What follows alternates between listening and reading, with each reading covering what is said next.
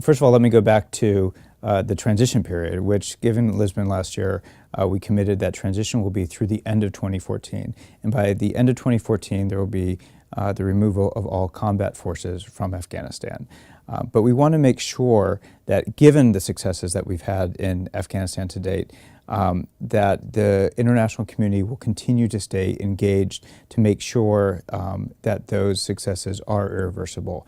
That means that for the whole, at least the decade after transition, so from the beginning of 2015 to the end of 2024, the international community will stay engaged, including significant amounts of civilian assistance. We've made the case that many countries will actually see financial benefits to removing their forces, and we hope that some of those benefits will be reinvested in Afghanistan, including on civilian assistance and for security assistance. But it's an understanding that we have expended so many resources, blood and treasure, over the course of the last decade, that we want to ensure that those were not done in vain.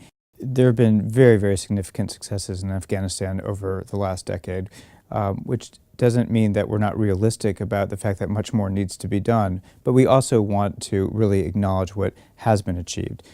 In the area of women's empowerment, there have been tremendous gains from the Taliban society, where women were totally disempowered, to today, where 25% of parliament is comprised of women, 20% of the civil service, and most importantly, virtually no girls were in school 10 years ago, and now almost 40% of the school-age population is comprised of girls. That school-age population has gone from less than 1 million, all boys, to almost 9 million.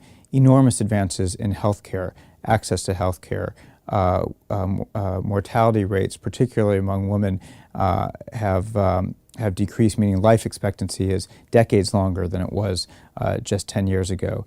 And enormous changes to the fabric of Afghanistan, the infrastructure projects that have bound the country together more, and the capacity of the government. So we have to make sure that those very significant successes are now irreversible as we enter this phase of transition and then transformation.